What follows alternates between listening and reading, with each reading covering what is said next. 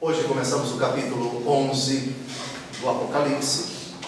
Ele está inserido naquilo que nós chamamos nos três encontros anteriores, de um intermédio entre o capítulo 9, que conclui a narrativa das 6 trombetas,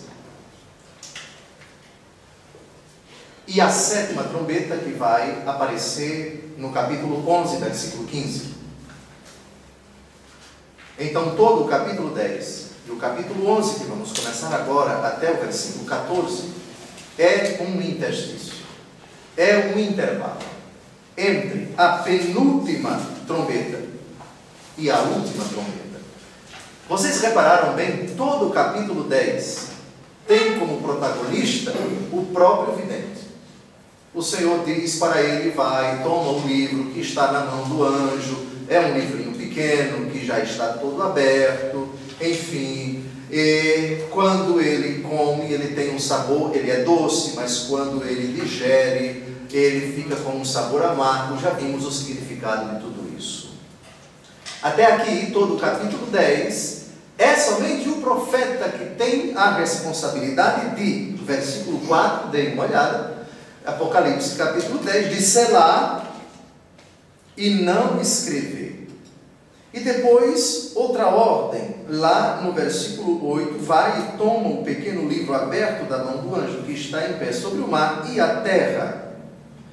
E depois é explicado para ele o último versículo, com o qual terminamos o encontro passado: urge que ainda profetizes de novo a numerosas nações, povos, línguas e reis. Aqui nós explicamos por que o livro tem um sabor amargo. Ele é chamado a profetizar num contexto completamente adverso. Nós estamos em plena perseguição da igreja. Nós estamos aqui diante de um imperador, Diocleciano, que vai morrer dentro de pouco tempo, segundo alguns historiadores, assassinado, aquele clima de disputa, de rivalidade, de ciúme, de sede pelo poder, etc. Mas levar a palavra num período adverso, com tantas dificuldades para numerosas nações, povos, línguas e reis. Vimos a dificuldade também, aludindo rapidamente ao capítulo 17, que é o capítulo da prostituta, símbolo do Império Romano, aquela mulher que está com um cálice inebriada de sangue, símbolo do seu ódio, da sua vontade, do seu desejo, da sua ânsia de matar, de dilacerar, de perseguir, de destruir, de aniquilar os discípulos de Cristo, os membros da igreja. Eis porque, por favor, dê uma olhada no sabor amargo, no versículo 9: toma-o e devora-o, ele te será amargo nas entranhas, mas na boca doce como o mel. Doce porque o anúncio da palavra traz a vitória de Cristo, o triunfo de Cristo, é a mensagem da salvação, e nesse sentido ela é gloriosa, ela é jubilosa, traz alegria ao coração. Amarga porque é o preço que se paga da fidelidade a Cristo num contexto tão adverso. Começamos então o capítulo 11.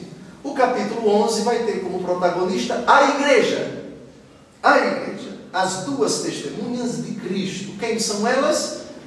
A grande maioria dos padres da igreja e os exegetas de 2000 anos de cristianismo da igreja católica, os exegetas atuais também, interpretam essas duas testemunhas como a igreja como um todo. Veremos por que duas testemunhas. Capítulo 11, versículo 1. Foi-me dada uma vara semelhante a uma vara de agrimensor, e disseram-me: levanta-te, mede o templo de Deus e o altar com seus adoradores. Reparem como o verbo é conjugado. Foi-me dada. Não se sabe quem deu esta vara, se o próprio Deus ou o seu mensageiro. Isso até certo ponto é irrelevante. Sabemos que a vara foi dada por Deus, seja imediatamente, ou seja, por um seu intermediário. Vara semelhante a uma vara de agrimensor. Vejam a etimologia de agrimensor. Agro, nós temos os vegetais, nós temos terra. Mensor, medida. Agrimensor é aquele profissional que tem por tarefa medir a terra, calcular a terra, quantificá-la, delimitar. E hoje isso se faz muito com aparelho de GPS. Mas naquele tempo era a vara de agrimensor mesmo. E levanta-te, mede o templo e o altar com seus adoradores. Medir o templo? O que significa? Medida de proteção. O templo no Apocalipse é símbolo da igreja. Mas essa imagem, ela é recorrente, isto é, ela já apareceu em outras ocasiões. Ela é muito cara a São Paulo, vamos ver daqui a pouco, a 1 Coríntios, capítulo 3, de 16 a 17. Medir o templo significa protegê-lo no tempo da tribulação. Vamos ver também Zacarias 2, de 5 a 9. Mas se medir significa proteger, delimitar, estabelecer limites claros. Não por acaso, no finalzinho do Apocalipse, nós vamos ver o céu definido como uma cidade protegida por muralhas. Qual o papel das muralhas no mundo antigo? As cidades medievais e as outras bem mais antigas, bem anteriores à Idade Média, Jerusalém, por exemplo, ainda hoje as muralhas de Jerusalém, pelo menos a parte antiga, se pode perceber com todo o seu esplendor, com toda a sua glória, são muralhas monumentais. A muralha tem, primeiro, como finalidade, delimitar espaço. Daqui para cá mandamos nós. Fora daqui, não. Depois, proteção contra os ataques dos inimigos. Depois, vigilância. Todas as muralhas, elas tinham de tantos em tantos metros, como vemos hoje na grande maioria dos quartéis, aqui em Brasília, sobretudo. Nós temos lá o lugar da sentinela, do vigia, do guarda, imagem que é utilizada muito cara também ao salmista, o Salmo 120, não dorme nem cochila, aquele que é o guarda de Israel. Deus mesmo é chamado de guarda de Israel. Então, a muralha tem essas inúmeras finalidades. Está delimitado o espaço a partir do qual, ou dentro do qual, ou no qual Deus exerce o seu poderio, Deus exerce a sua soberania. Deus é o protetor, Deus é o Senhor, Deus é o soberano. Está protegido. Essa é a ideia de medir o templo de Deus e o altar com os seus adoradores.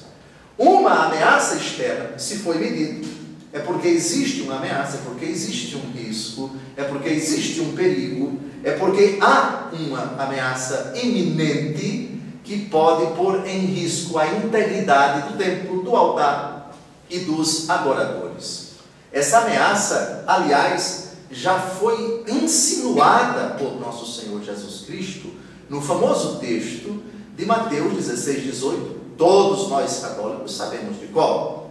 Tu és Pedro, e sobre esta pedra edificarei a minha igreja, e as potências do inferno não prevalecerão contra ela. Então se trata de uma realidade que vai ser atacada. Vai ter realmente uma guerra, uma batalha. Lembrem-se do capítulo 12, que vamos ver logo depois desse capítulo. O demônio se coloca diante da mulher que está prestes para dar à luz. Esses gafanhotos que já saíram do inferno, essas legiões infernais, são eles a ameaça à igreja. Muito bem, vamos ver então agora os três textos, 1 Coríntios, Zacarias e Mateus, a ideia da medição do templo, do espaço que é símbolo da igreja. 1 Coríntios 3, de 16 a 17, o Herta depois vai colocar uma vírgula lá no 3. Não sabeis que sois o templo de Deus, e que o Espírito de Deus habita em vós? Se alguém destruir o templo de Deus, Deus o destruirá. Porque o templo de Deus é sagrado, e isto sois vós. Todos os batizados são templo de Deus. templo do Espírito Santo, dirá o mesmo São Paulo no capítulo 6 desta mesma primeira carta aos Coríntios. Voltemos à ideia da medição agora no livro de Zacarias 2, de 5 a 9. Levantando os olhos, olhei e vi um homem que tinha na mão um cordel de agrimensor. Perguntei-lhe: aonde vais? A Jerusalém, respondeu ele, para ver qual é a sua largura e o seu comprimento. O anjo porta-voz conservava-se imóvel quando veio ao seu encontro outro anjo que lhe disse: corre, fala a este jovem, dize-lhe: Jerusalém vai ficar sem muros por causa da multidão de homens e de animais que haverá no meio dela. Eu mesmo, oráculo do Senhor, serei para ela um muro de fogo que a cercará, serei no meio dela a sua glória. Vara de agrimensor. A ideia, portanto, não é nova. Deus Todo-Poderoso diz ao vidente que faça o mesmo que já havia sido profetizado no livro do profeta Zacarias. Vocês percebem como é fascinante estudar o Apocalipse? Porque a gente vai vendo as imagens, os textos, muitas vezes quase literais, tirados do Antigo Testamento. E finalmente, Mateus 16, 18, já citamos aqui: eu te declaro, é Jesus que está falando a São Pedro, tu és Pedro, e sobre esta pedra edificarei a minha igreja, e as portas do inferno não prevalecerão contra ela. Conclusão, parágrafo 1º. Medir o templo com vara de agrimensor. Ideia recorrente, porque já aparece no livro de Zacarias. A ideia de proteção. Proteger contra o que ou contra quem? Contra os ataques do poder das trevas, as portas do inferno. Imagem muito parecida com aquela, lembram quando a estrela de cinto caiu e foi dado para ela a chave do abismo? Quando ela abriu, as legiões infernais saíram para causar prejuízo aos homens. Muito bem, vamos ao versículo 2. O átrio fora do templo, porém, deixa-o de lado e não o meças. Foi dado aos gentios, que hão de calcar aos pés a cidade santa por 42 meses. Aqui atentos, porque temos uma profecia muito sugestiva. Primeiro é preciso vislumbrar o templo de Jerusalém no tempo de Jesus e do vidente. Aliás, no tempo do vidente, não existia mais. Jesus morreu, vamos considerar com alguns anos de diferença a mais ou a menos, mas no ano 33 da era cristã, considerando o ano 0, o ano primeiro, o ano do seu nascimento. Mas parece que há algum erro de cálculo aí, de 3 ou 4, alguns estipulam até 6 anos, não é? Da quantificação da era cristã. De qualquer forma, no ano 70 da era cristã, o Tito invadiu Jerusalém, houve uma revolta de alguns judeus contra o Império Romano, e nesse ataque, nessa ação militar do general Tito, o templo foi destruído definitivamente, cumprindo-se assim aquilo que Jesus disse na profecia: e dias virão em que não ficará pedra sobre pedra. Muito bem, então se isso aconteceu na década de 70, e São João contemplou, teve a sua visão no fim do século I, não existia mais o templo de Jerusalém. Hoje há apenas um único sinal do templo de Jesus, o Muro das Lamentações. E a mesquita da rocha, a mesquita dourada, da cúpula dourada, que foi construída no lugar exato do antigo templo de Jerusalém. É só o que nós temos hoje. Pois bem, então havia o templo, o espaço que era reservado apenas para os judeus, e o átrio, uma espécie de alpendre ao redor, onde os gentios podiam ficar. Provavelmente no átrio dos gentios, quando Jesus expulsou os vendilhões do templo. ali no átrio dos gentios, estava havendo um verdadeiro comércio. Por isso Jesus, com um chicote, colocou todo mundo para correr e disse: tirem isto daqui e não façam da casa do meu pai um covil de ladrões. Então, nós temos, vejam bem, o templo é um espaço propriamente sagrado e havia um alpendre ao redor. No alpendre podia ficar qualquer um, judeu e gentil, mas só podia entrar no templo os judeus. Isso é importante para a gente compreender os termos desse versículo. Calcar aos pés a cidade santa por 42 meses.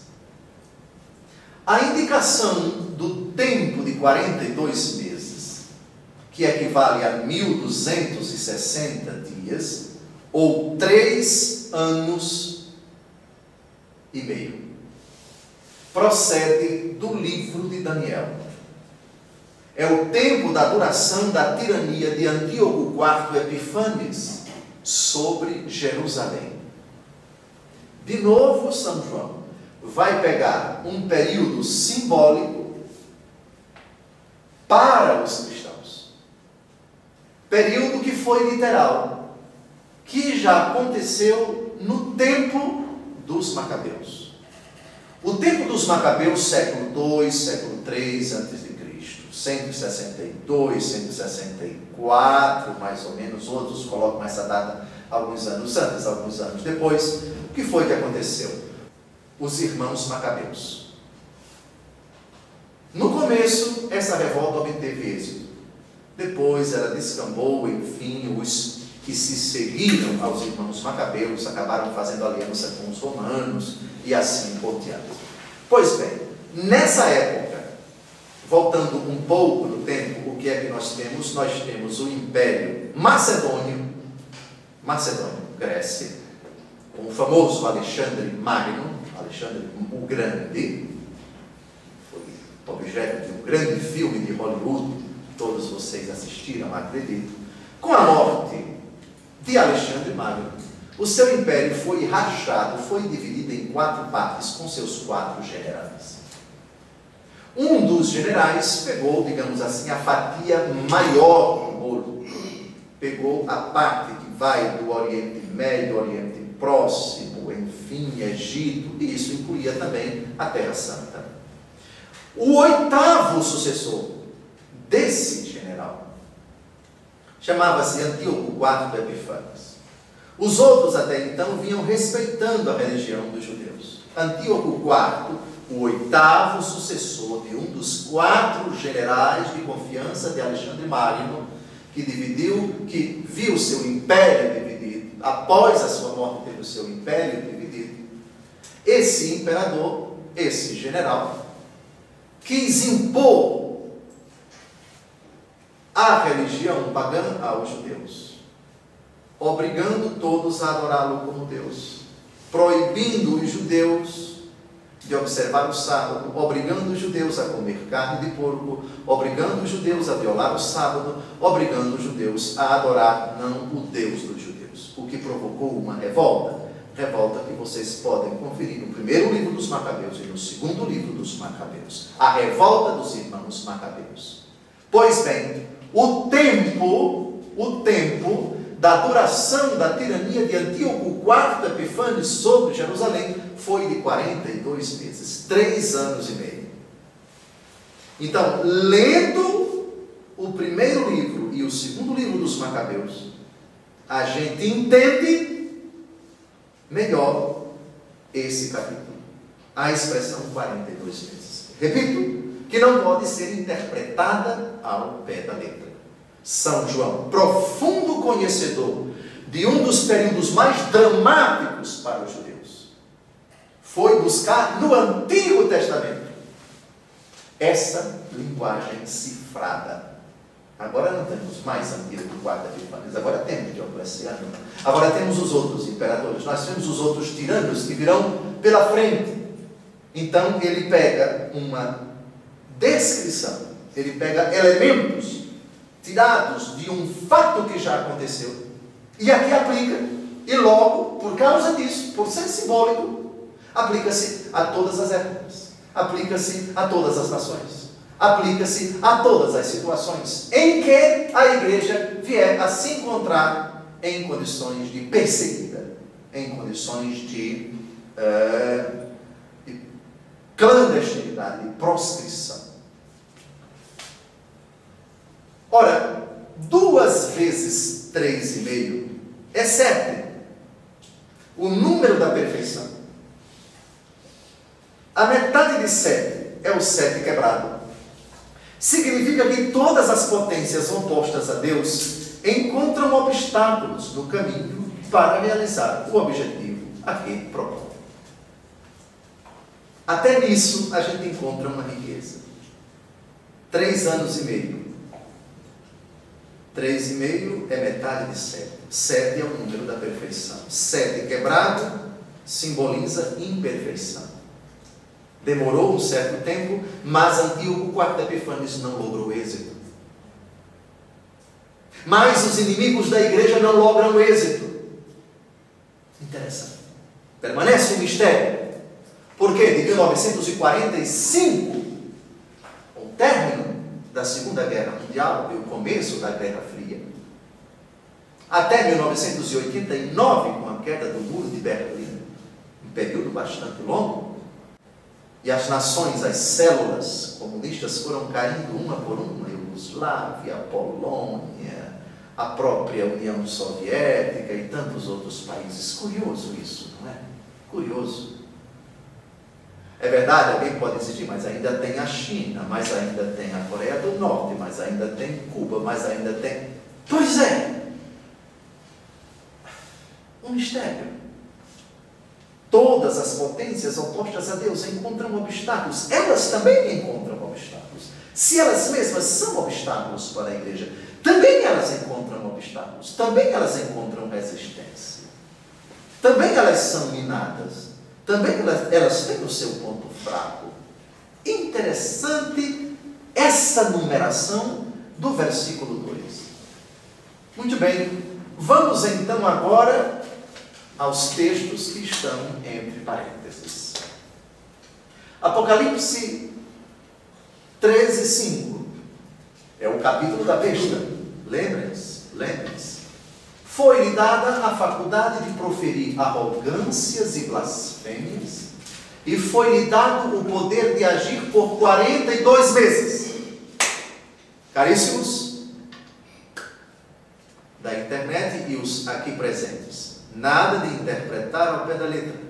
42 é um número tirado de um episódio já acontecido no Antigo Testamento. Antíoco IV Epífanes.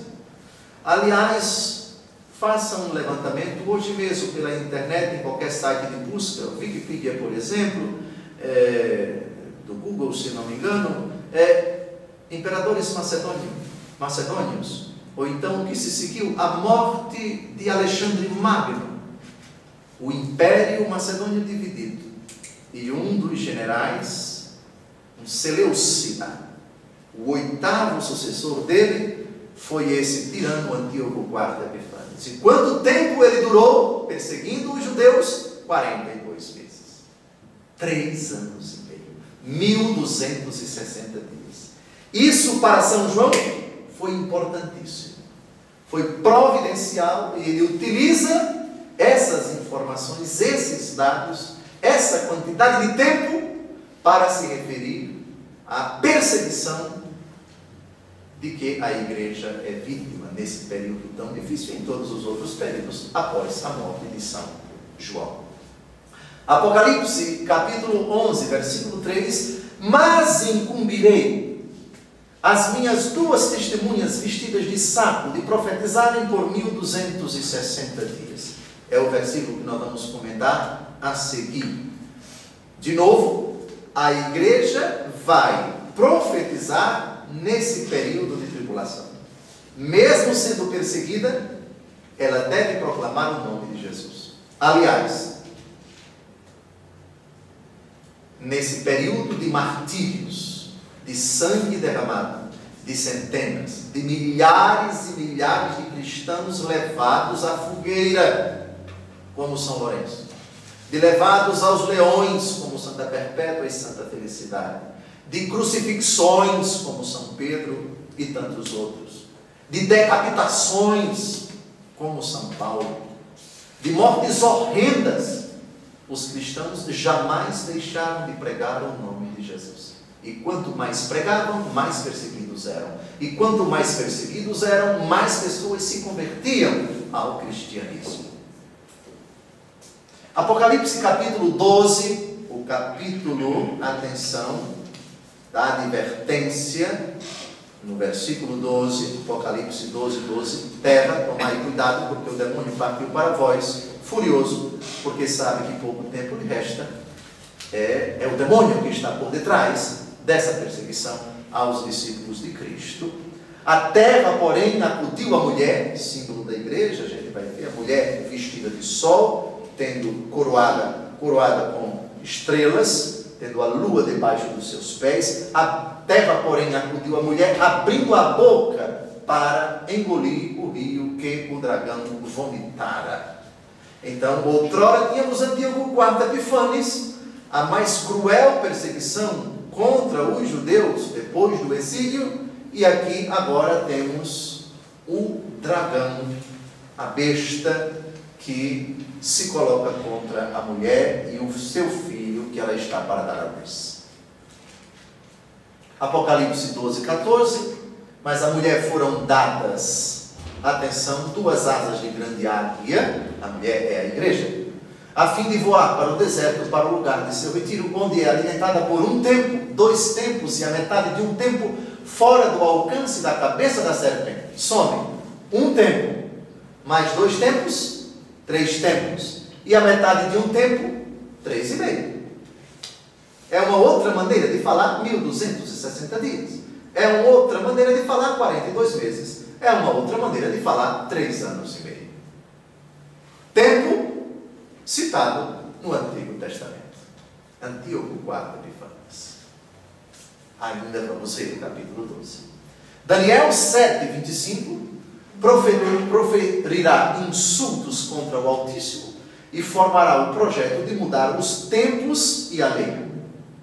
E os santos serão entregues ao seu poder durante um tempo, tempos e metade de um tempo. De novo, 1 tempo, 2 tempos, 2 mais 1, 3, metade de um tempo, 3,5. A ideia dos 1260 dias, a ideia dos 42 meses, a ideia dos 3 anos e meio. Ou seja, e 3 anos e meio é metade de 7. É a perfeição quebrada. Vai durar um certo tempo, mas não todo o tempo. Não há perseguição contra a igreja de Deus que perdure eternamente.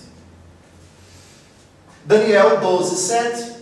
Então ouvi o homem vestido de linho que estava em cima do rio jurar, levantando para o céu sua mão esquerda, bem como sua mão direita. Pelo eterno vivo será num tempo, tempos e na metade de um tempo, no momento em que a força do povo santo for inteiramente rompida, que todas estas coisas se cumprirão.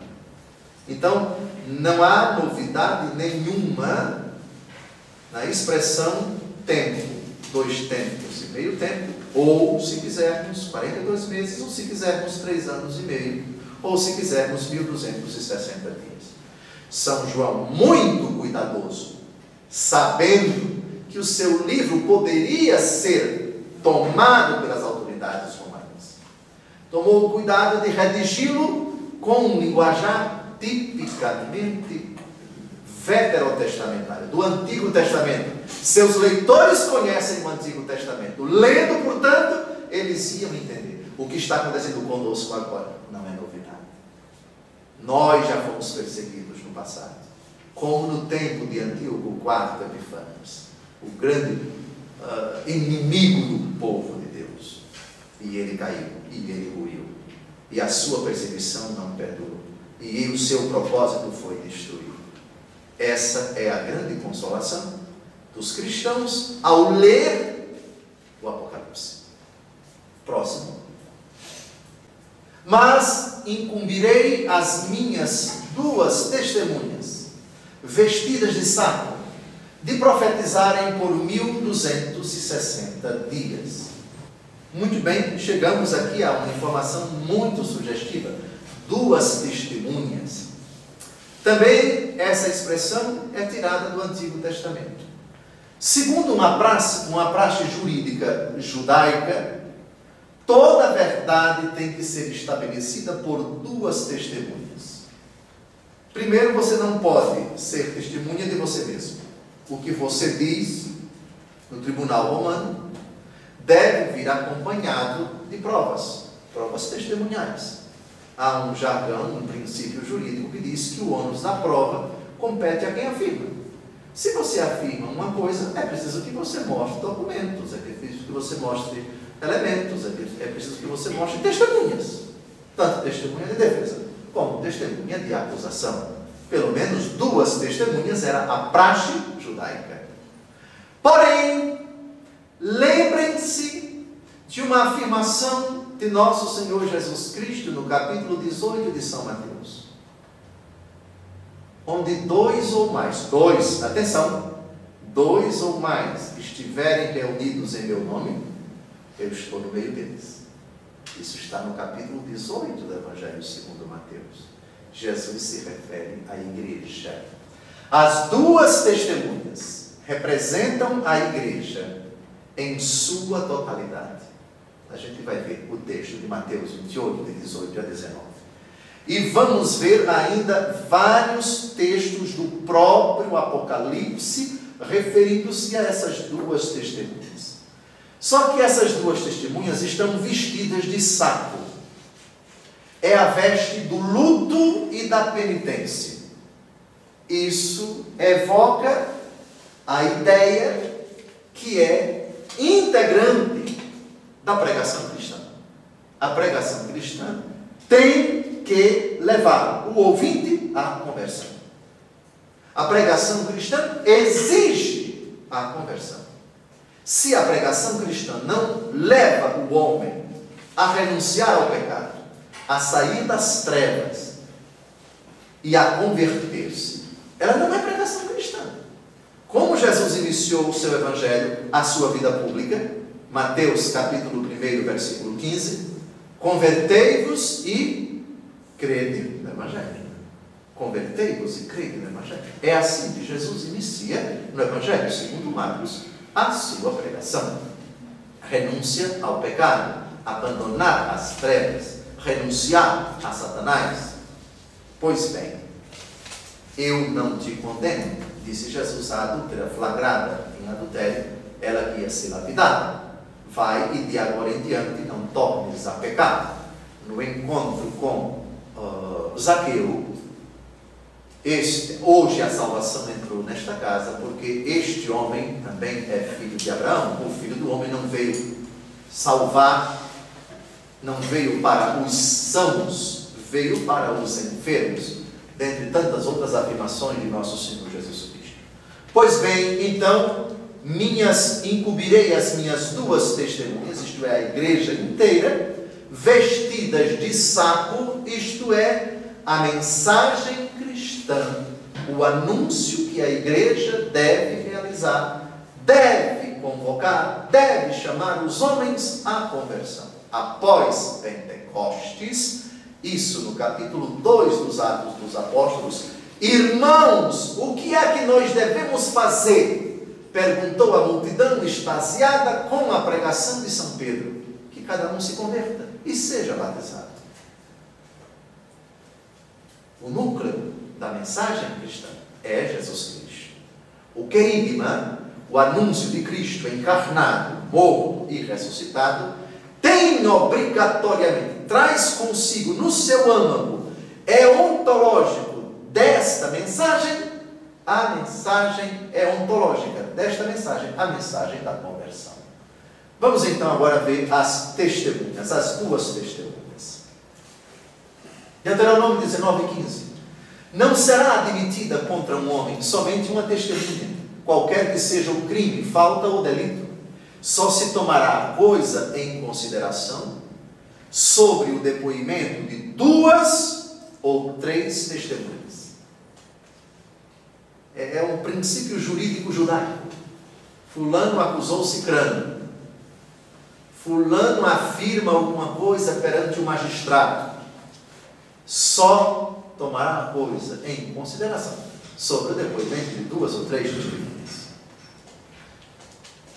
No capítulo 18 do Evangelho segundo Mateus, nós temos um vestígio dessa concepção. Jesus, vamos dar uma olhadinha em Mateus 18, Jesus diz, se teu irmão pecar contra ti, Mateus 18, de 15 a 18. Se teu irmão tiver pecado contra ti, vai e repreende-o entre ti e ele somente. Se te ouvir, terás ganho teu irmão. Agora vem o que nos interessa. Se não te escutar, toma contigo uma ou 2 pessoas, a fim de que toda a questão se resolva pela decisão de 2 ou 3 testemunhas. Reparem a cadência. Toma uma ou 2, para que se resolva entre 2 ou 3. Dom José, por que 3? Jesus não começou com 1 ou 2? Por que agora ele muda para 2 ou 3? Dê uma olhada. Deuteronômio 19 e 15. 3, a mais consistência. Puxa, vamos resolver aqui a questão, enfim. 3 cabeças pensam melhor do que 2. Não é? Jesus aqui, faz alusão a Deuteronômio 19 e 15. Antes de levar o assunto para a igreja, vamos resolver entre nós. A igreja é a última instância. E se nem a igreja você ouvir, Jesus aqui está legitimando a denúncia. Denunciar alguém é de direito divino. Lógico, denúncia na verdade e na justiça. Eu vou ter que levar o assunto para a instância superior. Mas primeiro, Jesus pede que tentemos resolver a situação entre nós. Se teu irmão pecar contra ti, chama em particular. Primeiro eu, o ofendido e o agressor. Se não resolver, 1 ou 2 testemunhas, para que tudo se resolva entre 2 ou 3 testemunhas. Se isso não se resolve, vamos levar o caso para a igreja.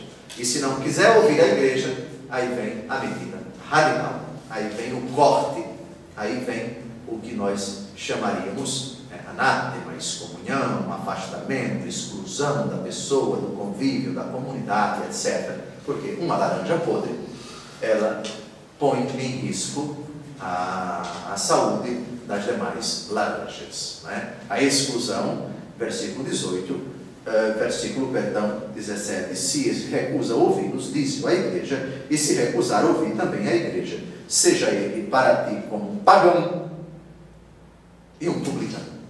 Ou seja, exclua completamente essa pessoa do convívio, pelo menos por um certo tempo, Muito bem, Mateus 18, 16, que nós acabamos de citar. Segundo aos Coríntios 13, versículo 1, é esta a terceira vez que vou visitar-vos.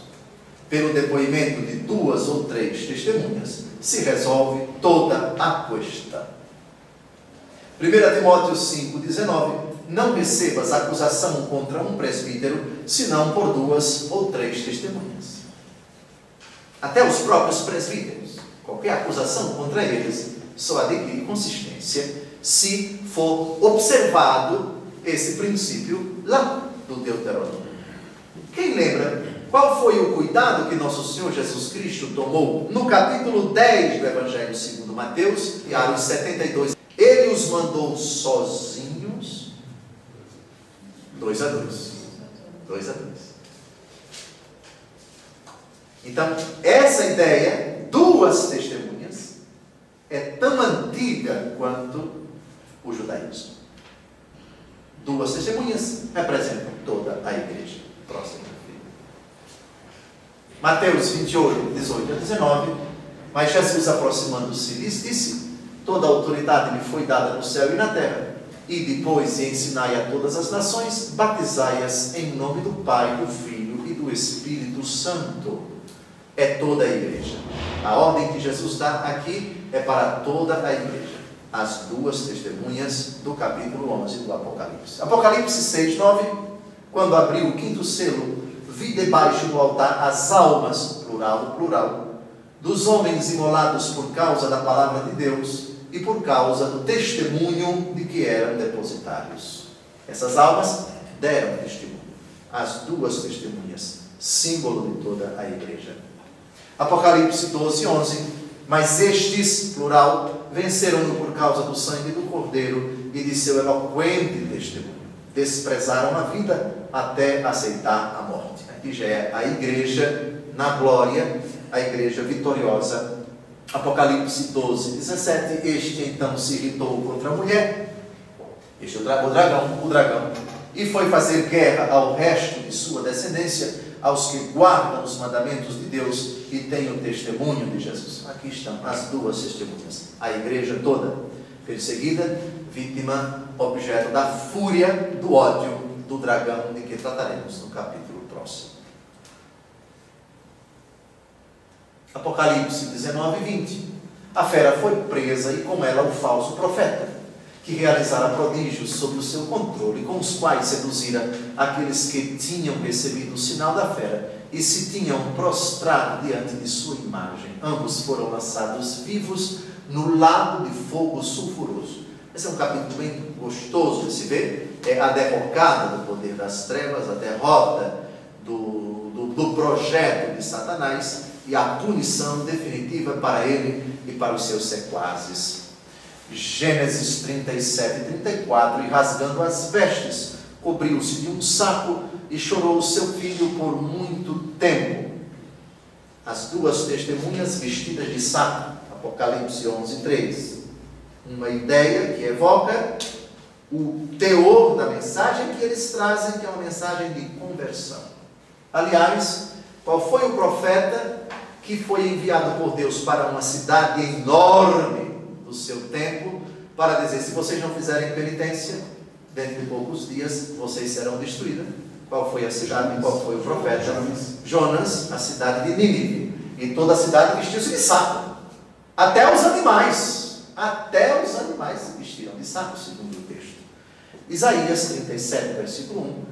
A este relato, o rei Ezequias rasgou suas vestes e, envolvendo-se num saco, dirigiu-se ao templo do Senhor.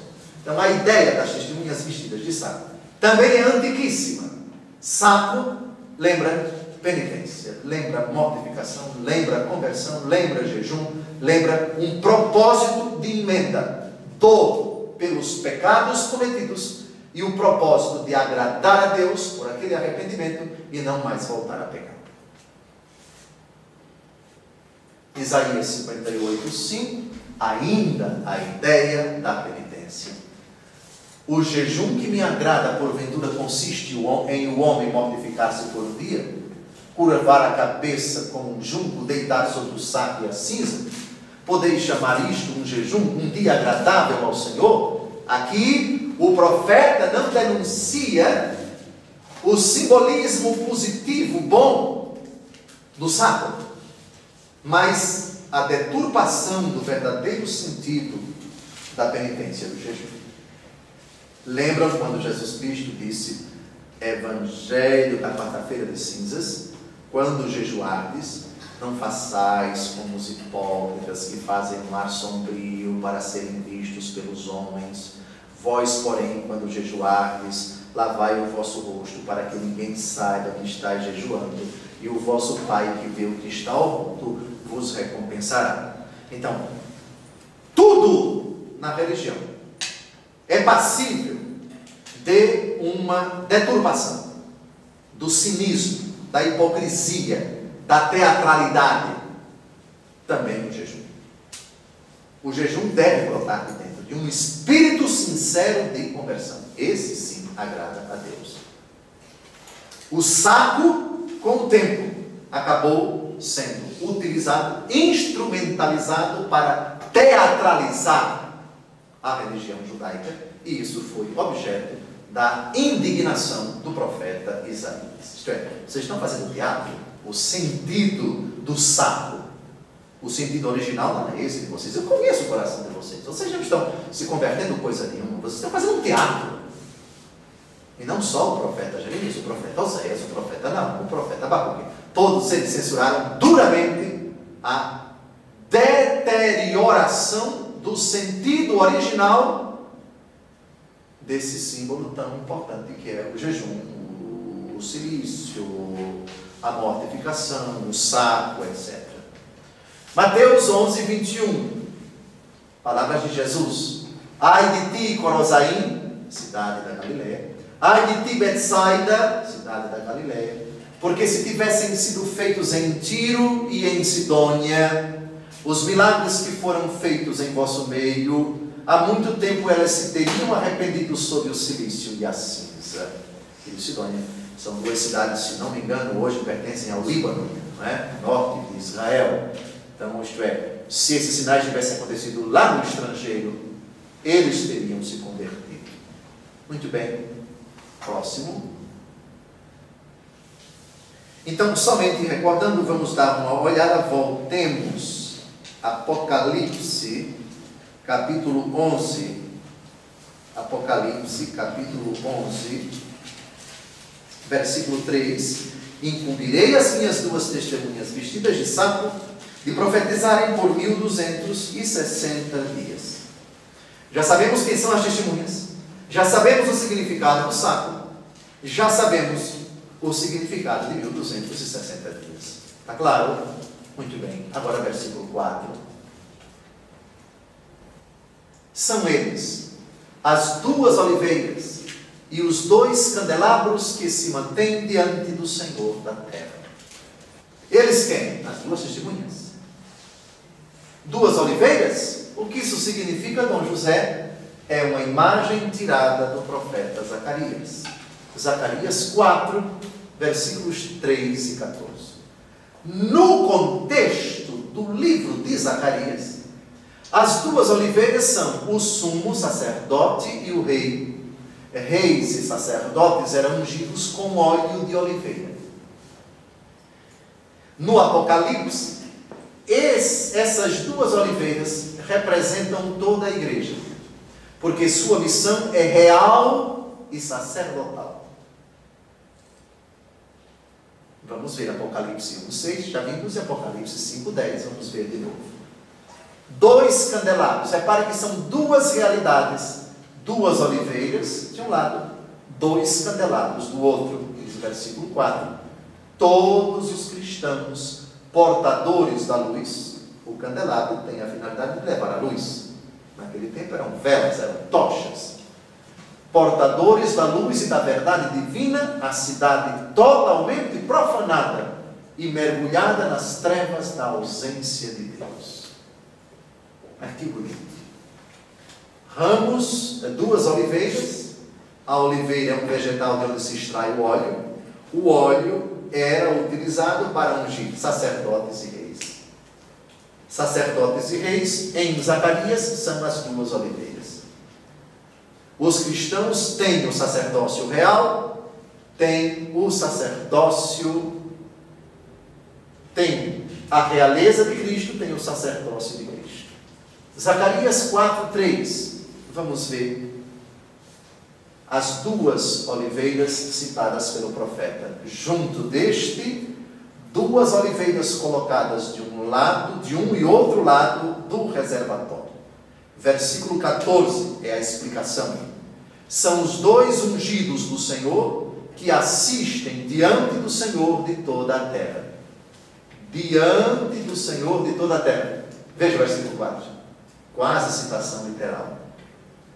Quase citação literal. São João, profundo conhecedor das Escrituras, do Antigo Testamento, pega essa imagem lá em Zacarias e a aplica para a igreja do seu tempo e dos tempos vindouros. Próximo. Apocalipse 1:6. E que fez de nós um reino de sacerdotes para Deus e seu Pai, glória e poder pelos séculos dos séculos. Amém. Por que esse texto foi citado? Por causa das duas oliveiras. As duas oliveiras de Zacarias. Sacerdote e o rei. Somos um reino de sacerdotes. Duas oliveiras, a igreja. Apocalipse 5:10. E deles fizeste para nosso Deus um reino de sacerdotes que reinam sobre a terra. Quase uma reprodução do texto anterior, Apocalipse capítulo 1, versículo 6. Isso para insistir na ideia, as duas oliveiras representam toda a igreja. Apocalipse 11:5. Se alguém lhes quiser causar dano, sairá fogo de suas bocas e devorará os inimigos. Com efeito, se alguém os quiser ferir, cumpre que assim seja morto. Aqui é uma advertência para aqueles que pretendem eliminar, pretendem matar as duas oliveiras, os discípulos de Cristo, os integrantes da igreja. Sairá fogo de suas bocas? O que isso significa? Todos aqueles que atentam contra a igreja terão o mesmo destino que os inimigos de Elias. Vamos ver daqui a pouco, 1 Reis, capítulo 1, versículo 10. E de Moisés. Vamos ver quem atentou contra a vida de Moisés. Número 16, de 25 a 35. O que aconteceu com eles? É uma linguagem figurada dos profetas. Linguagem figurada. São João devia ser um exímio conhecedor das profecias, porque é impressionante a quantidade de textos que ele apanha lá no Antigo Testamento e aplica para a realidade do seu tempo e para a nossa realidade. Vamos ver primeiro livro dos Reis, capítulo 1, versículo 10. Mas não convidou o profeta Natã nem Banaías, nem os valentes, nem o seu irmão Salomão. São os inimigos de Elias. São os inimigos de Elias. Próximo. Número 16, de 25 a 35. Moisés levantou-se seguido dos anciãos, dirigiu-se aonde estavam Datã e Abiram. Afastai-vos, disse ele à assembleia, das tendas desses homens perversos, e não toqueis coisa alguma que lhes pertença, para que não morrais envolvidos em todos os seus pecados. Afastando-se o povo de junto das tendas de Coré, Datã e Abiram, saíram estes últimos com suas mulheres, seus filhos e seus filhinhos, e pararam à entrada de suas tendas. Moisés disse então: nisto conhecereis que o Senhor me enviou a fazer todas estas obras, e que nada faço por mim mesmo. Se estes morrerem com a morte ordinária dos homens, e se a sua sorte for como a de todos, o Senhor não me enviou. Mas se o Senhor fizer um novo prodígio, e o solo abrindo a sua boca os engolir com tudo que lhes pertence, de sorte que desçam vivos à habitação dos mortos, então sabereis que estes homens desprezaram o Senhor.